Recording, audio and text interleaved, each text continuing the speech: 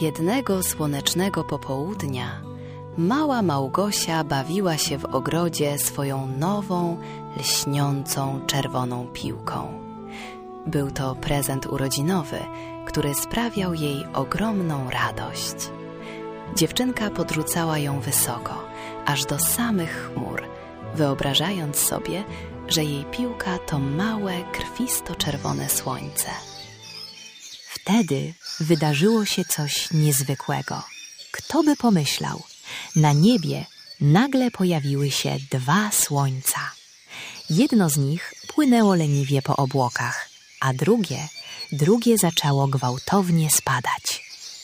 To czerwone słońce opadało coraz niżej i niżej, prosto w ramiona małej Małgosi. Tam, w jej dłoniach, znów stawało się zwykłą piłką. Małgosia podrzucała ją ponownie. Piłka zmieniała się w słońce. I tak bez końca.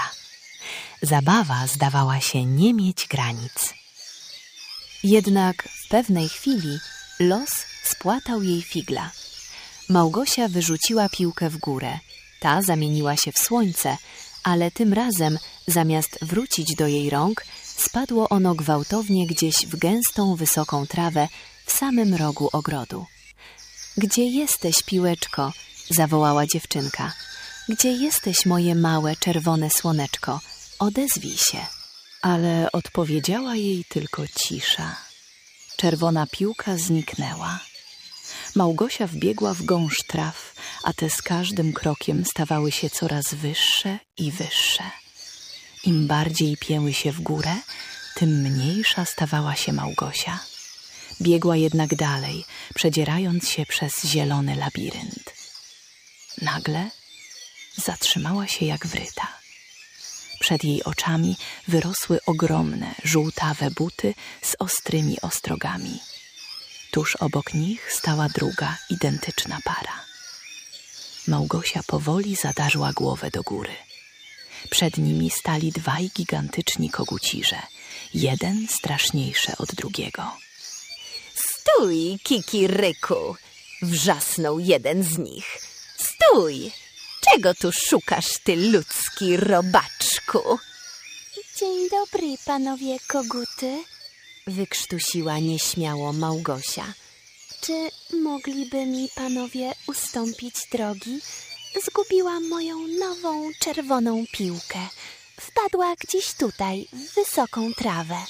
Kogut spojrzał na swojego towarzysza i wybuchnął tubalnym śmiechem. Słyszysz to, drugi strażniku królewski? Ustąpić drogi. No niebywałe. Ten ludzki robaczek chce, żebyśmy my, strażnicy, zeszli mu z drogi. Kikiryku! Drugi strażnik, Barnabasz, wtórował mu z kpiną. Ustąpić drogi. No. Ten mały stwór najwyraźniej nie ma pojęcia, że znajduje się na terenie naszego królestwa.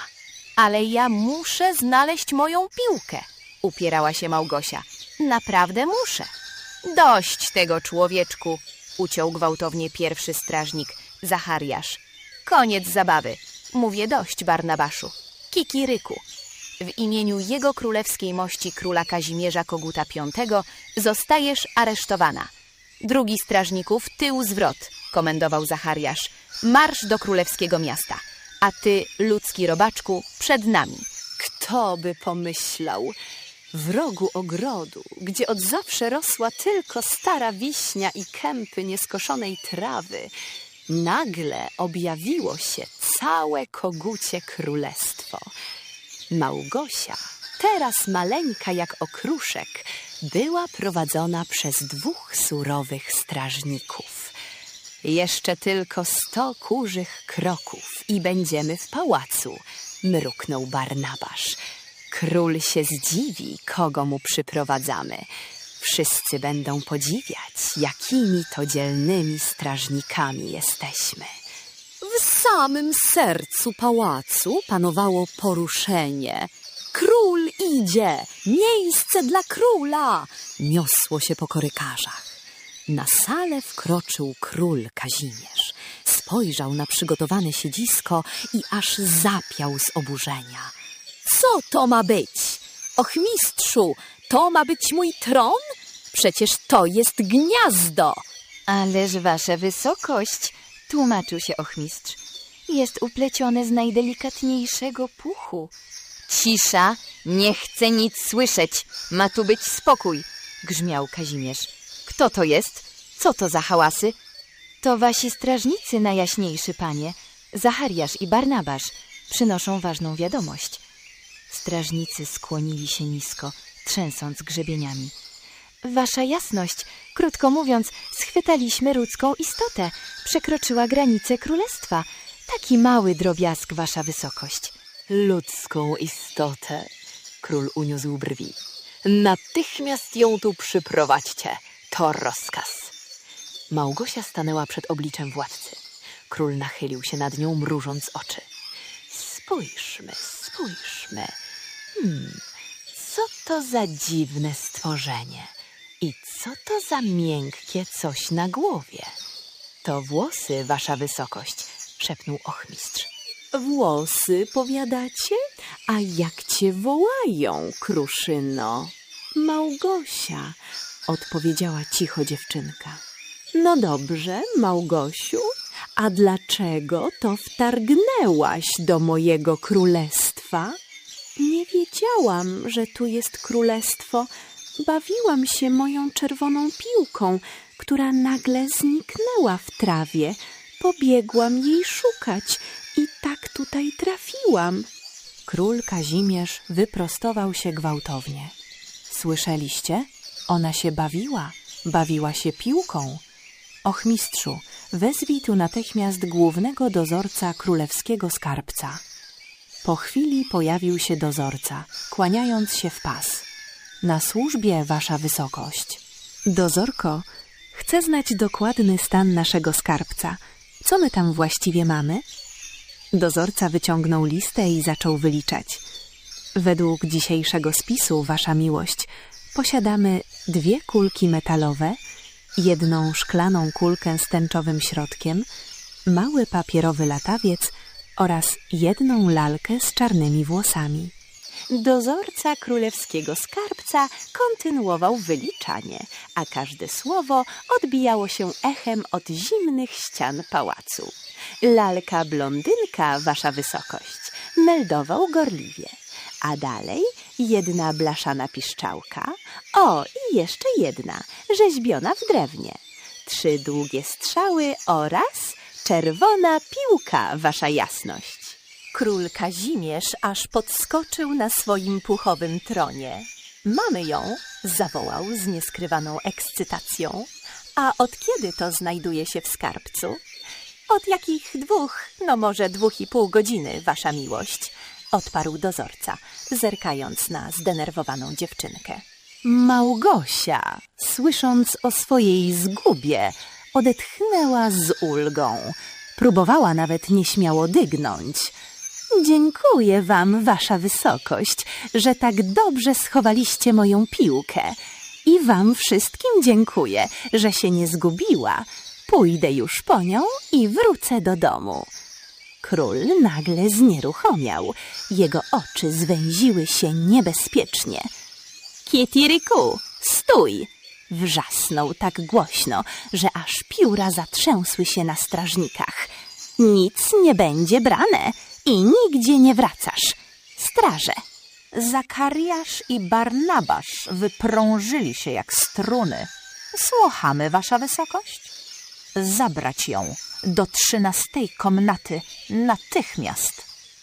I stało się dokładnie tak, jak rozkazał król Kazimierz.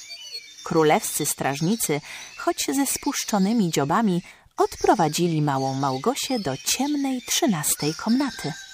Gdy ciężkie drzwi zatrzasnęły się z hukiem, dziewczynka została sama. Co ja teraz pocznę? Szlochała cicho. Gdyby rodzice wiedzieli, gdzie jestem, na pewno by mi pomogli. Ale tutaj? Czy mam kogoś zawołać? Hej, jest tu kto? Ale nikt nie odpowiadał. W tym dziwnym królestwie były tylko koguty. Małgosia otarła łzy piąstką. Postanowiła, że nie będzie płakać. Nie chciała, żeby te dumne ptaki miały powód do śmiechu. Tymczasem za drzwiami, na korytarzu, dwaj strażnicy szeptali między sobą. Ty, Zachariaszu, zaczął niepewnie Barnabasz. Czego chcesz, Barnabaszu? Mruknął drugi. Nie jest ci żal tego drobiazgu? No, nie machaj tak skrzydłami, tylko odpowiedz. Zachariasz westchnął ciężko, aż mu grzebień oklapł. No, niby żal, ale co zrobisz? Słuchaj, Zachariasz, przecież ta mała, ta Małgosia, król ją pewnie wypuści, jak się ściemni. Na pewno ją wypuści. Wypuści, powtórzył Barnabasz. Ale co z jej czerwoną piłką? No jak to co? Rodzice kupią jej nową. Nową? Obruszył się Barnabasz. Ale przecież to był prezent, a prezentów nie wolno tak po prostu tracić. Wiesz przecież, Zachariasz, dlaczego nasz król chowa wszystkie ludzkie zabawki w skarbcu. On je zabiera, bo sam chce się nimi bawić. Cicho, Barnabasz, milcz! Syknął Zachariasz, oglądając się za siebie. Jeszcze cię usłyszy ochmistrz albo sam król. Tak oto wyglądała gorsza prawda o kogucim królestwie. Nikt nie mógł się bawić, prócz samego władcy. Król Kazimierz wpadał w szał za każdym razem, gdy słyszał o dziecięcych grach, bo w głębi duszy sam pragnął każdej piłki i każdej lalki, która wpadła w wysoką trawę. Małgosia, nasłuchując pod drzwiami, nie mogła uwierzyć w to, co słyszy. Strażnicy mówili dalej. Co zrobimy, Barnabaszu? Jak to co? Wypuścimy ją, ale sama sobie nie poradzi. Dozorca skarbca nie wyda jej piłki. Jak tylko ją zobaczy, zaraz podniesie raban i wezwie króla, a wtedy król każe nam ją zamknąć na wieki. To się źle skończy, Kikiryku. Chyba, że co? Chyba, że ogłosimy alarm. Alarm? Zdziwił się Zachariasz. Ale jaki? Taki, jakby się paliło, zachichotał Barnabasz. Dokładnie taki, ale zostaw to mnie. Widzisz, Małgosiu? Nawet w kogucim królestwie można znaleźć kogoś, kto pod twardym pierzem ma całkiem dobre serce. Małgosia siedziała w ciemnej komnacie, a jej myśli kłębiły się jak burzowe chmury. Co oni knują? Zastanawiała się głośno. Pewnie gryzie tych sumienie, dlatego obiecali mi pomóc. Ale jak długo przyjdzie mi tu siedzieć? Król może im nie wypuści, ale mojej czerwonej piłki nie odda za nic na świecie. Z oddali, gdzieś z głównych sal pałacu, dobiegała radosna muzyka. Wszyscy wydawali się bawić, tylko ona jedna trwała w smutku. Ależ Małgosiu, skarciła się w myślach, obiecałaś przecież, że nie będziesz płakać. Tymczasem w sali balowej lekcja tańca trwała w najlepsze. I raz, dwa, trzy, obrót, dyrygował ochmistrz. Spokojnie, z gracją. I raz, dwa, trzy, ukłon. Król Kazimierz, wyraźnie znudzony, sapnął ciężko. Czy to już koniec, ochmistrzu? Nogi mnie już bolą od tego kręcenia się w kółko. Niestety, najjaśniejszy panie, odparł ochmistrz, nie przerywający rytmu. Według grafiku lekcja tańca trwa od 4:00 do 1:30. Porządek musi być. A nie da się tego jakoś skrócić? No, co tam mamy dalej w programie? Zaćmienie słońca, wasza wysokość. Zgodnie z rozporządzeniem nr 4/9 wszyscy mieszkańcy królestwa muszą wziąć w nim udział. Obowiązkowo. Król podrapał się pod skrzydłem. No dobrze, ale przecież dzisiaj nie ma żadnego zaćmienia. Owszem, wasza wysokość, nie ma, przyznał ochmistrz z kamienną twarzą. Ale w rozporządzeniu stoi jasno, że wszyscy mają się stawić o 5:45 na głównym dziedzińcu. Skoro król tak kazał zapisać, to tak musi być. Ja to wymyśliłem? Zdziwił się Kazimierz. No cóż, skoro tak, to niech wszyscy czekają na dziedzińcu. Ja muszę teraz załatwić jedną niezwykle pilną, królewską sprawę, państwową. Rozumiecie? Ochmistrz uśmiechnął się pod nosem. Wiedział doskonale, co to za pilna sprawa. Gdy tylko król zniknął za rogiem, Małgosia w swojej celi spojrzała przez szparę w drzwiach. Która może być godzina? Rodzice pewnie już mnie szukają. A może to wszystko to tylko zły sen? Dotknęła ściany. Była szorstka i kłująca. Nie, to dzieje się naprawdę. Na korytarzu pierwszy strażnik Zachariasz siedział niewzruszony, powoli i metodycznie wygryzając ziarenka słonecznika. Prawdziwy kogut na posterunku. Tymczasem w najgłębszym zakamarku pałacu, w królewskim skarbcu, Kazimierz podśpiewywał pod nosem dziwną rymowankę. Elce, pelce, kikiryku, lalki, kulki w moim koszyku. Elce, pelce, kikiryku, piszczałki, strzały w ukryciu.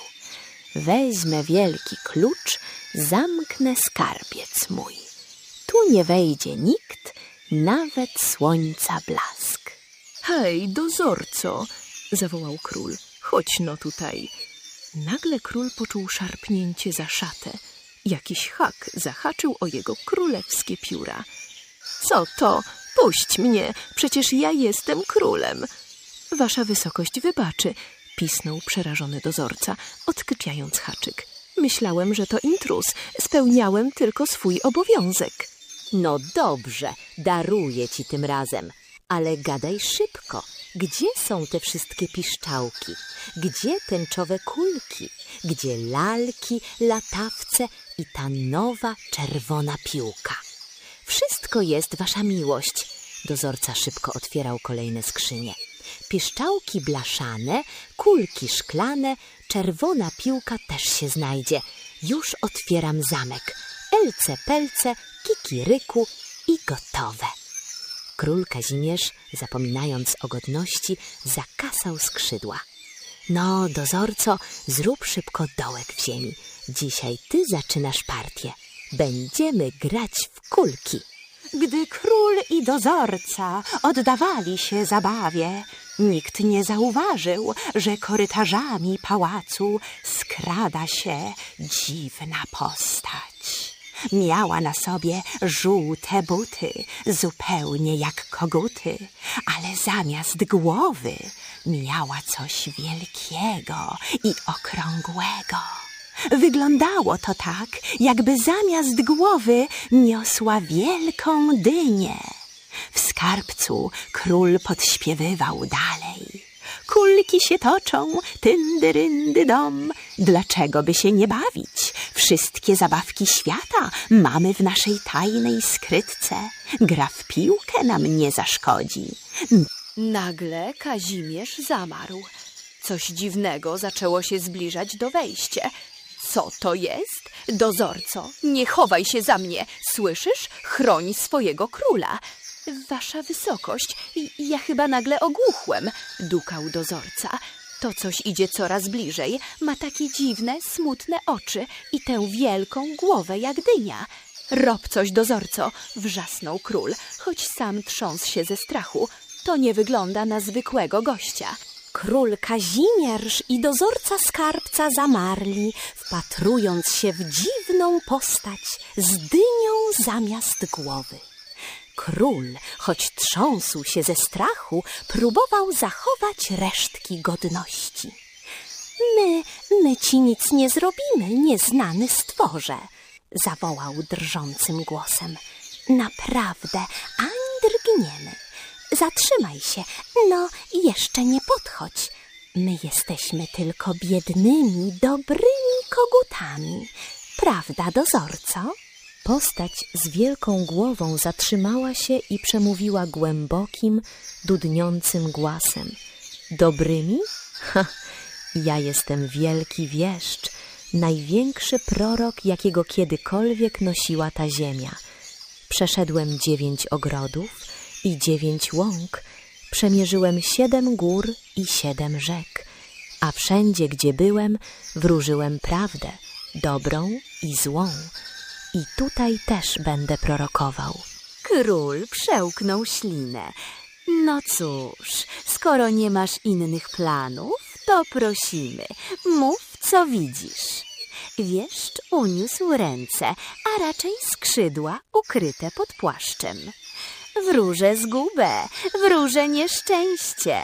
Zły los spotka króla w królestwie, w którym nikomu nie wolno się bawić, choć on sam robi to po kryjomu. Ale to nie wszystko. Taki sam los spotka tych, którzy mu w tym pomagają. O rany goście! Pisnął dozorca, chwytając się za serce. Czekajcie, to nie koniec, grzmiał wieszcz. Proroctwo mówi jasno, nieszczęście spadnie na królestwo, które ukrywa dziecięce zabawki w ciemnym lochu. Tak się stanie, bo ja tak powiedziałem. Największy wieszcz na ziemi. Skończyłem. Odchodzę. Postać odwróciła się na pięcie i zniknęła w mroku korytarza, zostawiając króla i dozorcę bladych jak kreda. Tymczasem pod drzwiami 13 komnaty Zachariasz próbował zagadać do Małgosi.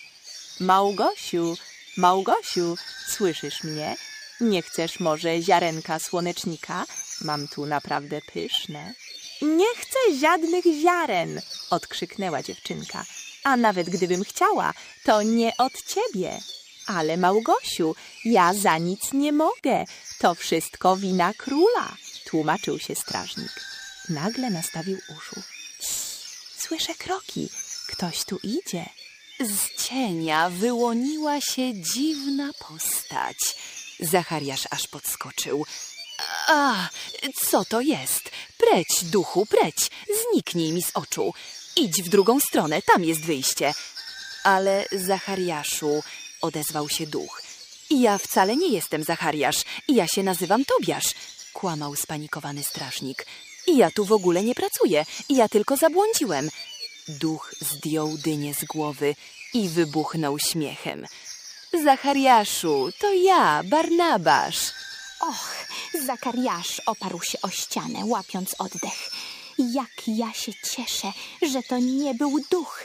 Chociaż wiesz, ja się żadnych duchów nie boję. Wcale. Jasne, widziałem właśnie, zachichotał Barnabasz. Ale słuchaj, byłem u króla, udawałem wieszcza. I co? Co mu nagadałeś? Przepowiedziałem mu najgorszy los. Barnabasz aż pokładał się ze śmiechu. Powinieneś widzieć, jak on i dozorca się trzęśli. Pobledli tak, że aż im się dzioby wydłużyły ze strachu. Tak na siebie patrzyli. O tak. Obaj strażnicy zaczęli się śmiać, aż boki ich bolały.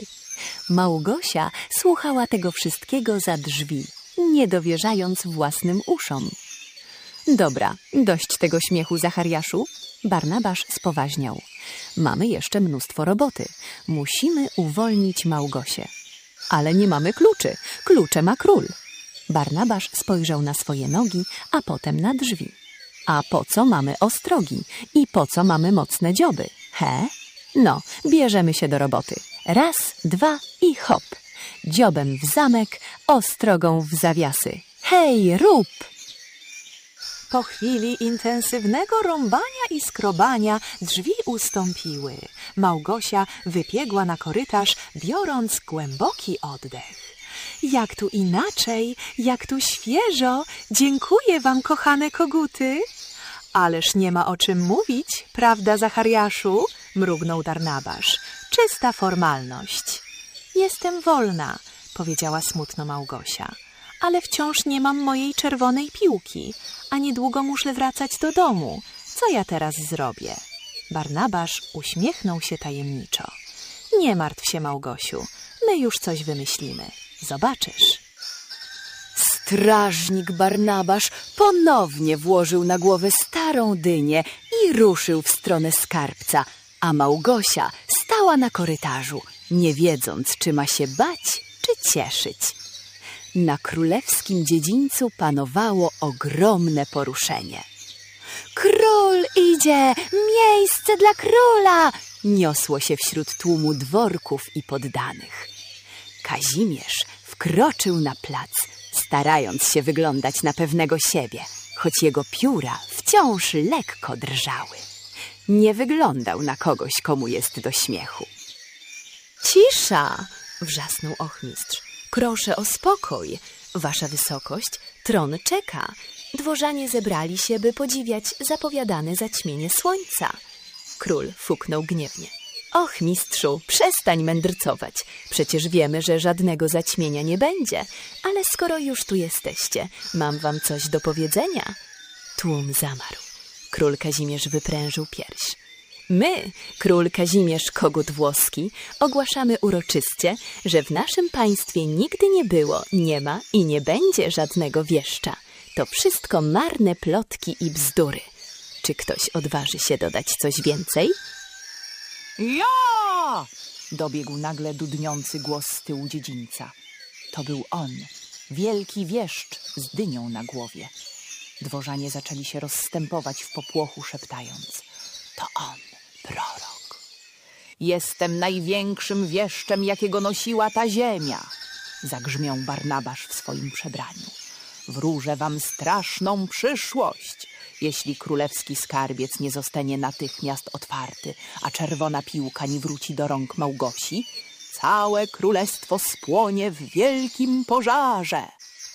Wśród kur i kogutów wybuchła panika. Pożar to niemożliwe, krzyczeli jedni.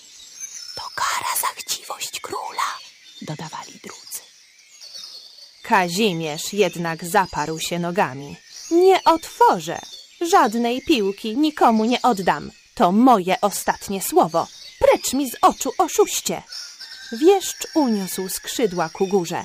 Niech zatem dopełni się moja wróżba. Patrzcie, gorę. W naszym królestwie gorę. Pali się! Wrzasknął ktoś z tłumu. Spójrzcie na niebo, całe jest czerwone. Rzeczywiście, horyzont zapłonął krwistą barwą. Strach padł na wszystkich, nawet na najodważniejszych strażników. Co robimy? Co teraz będzie? Kwokali dworzanie. Niech nasz nieustraszony król coś zrobi. Przecież to wszystko przez niego. Król Kazimierz spoglądał na czerwoną łunę i pocił się pod grzebieniem. Nie oddam, nie otworzę, mamrotał pod nosem, ale głos mu drżał. Kikiryku, ogień jest coraz bliżej, krzyknął Zachariasz, grając swoją rolę. Już niemal dotyka królewskich komnat. Zaraz wszyscy tu zginiemy. Wtedy król pękł. Dobrze, już dobrze, zawołał, zasłaniając oczy.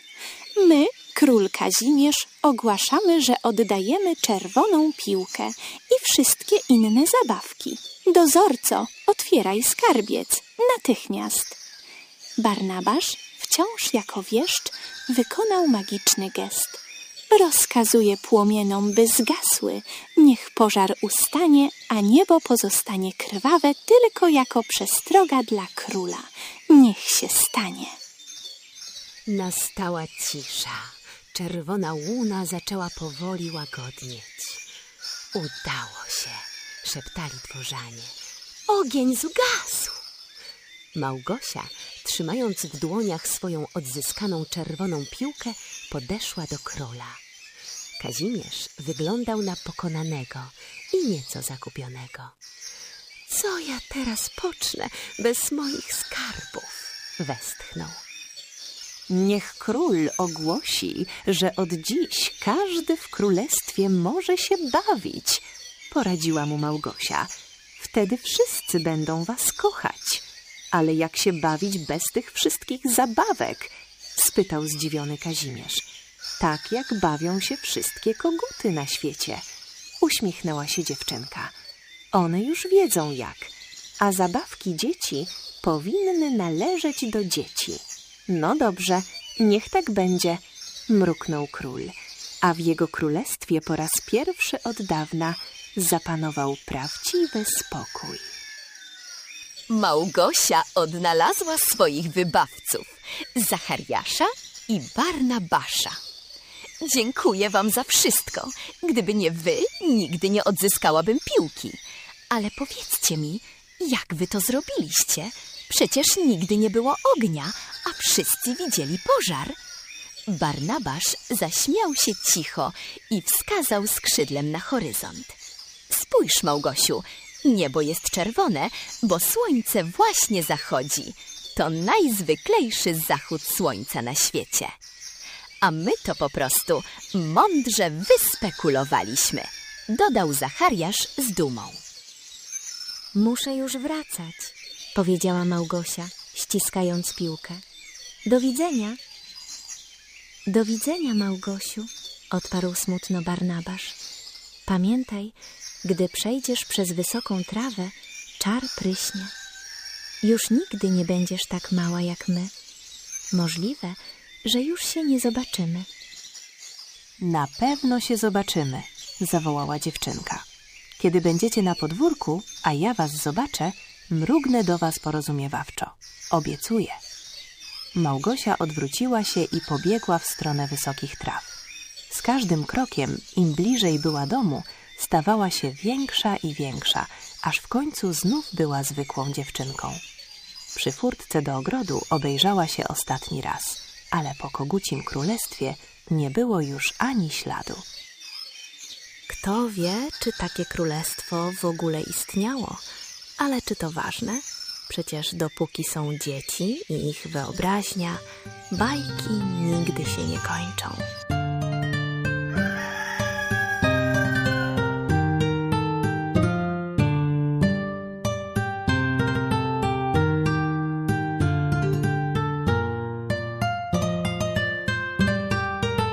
I tak oto kończy się nasza dzisiejsza przygoda.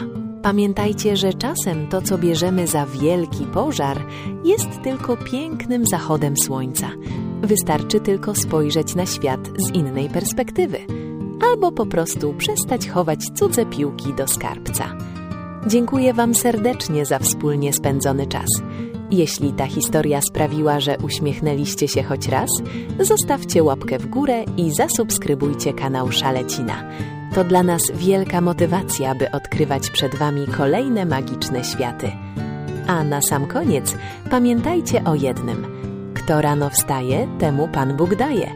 Ale jeśli jesteś kogutem, to najpierw upewnij się, że nie budzisz sąsiadów zbyt wcześnie. Do usłyszenia w kolejnej bajce. Cześć!